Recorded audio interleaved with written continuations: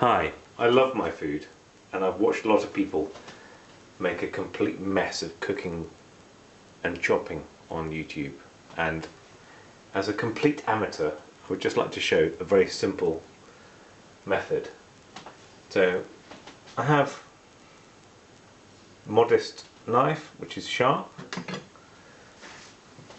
small clove of garlic, and all I'm going to do, I probably need 2 or 3 of these cloves. I'm going to just crush that on my hand, a little bit of pressure, not a huge amount,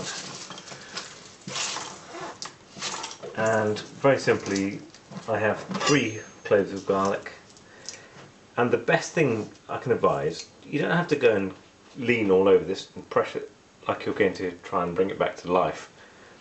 All you have to do is chop the top and the tail, chop the top and the tail, the top and the tail, and then when that's free, just use your fingers, get rid of the waste.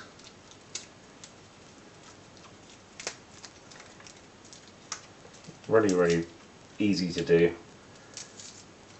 It just falls away without any heart massage. It's not exactly great. Actually, that one's a bit rotten. I'm going to throw that one away. And then you've got your piece of garlic. That's it. It's not sweaty, it's not crushed. You've retained all of the nice bits of it. If you want to cut it,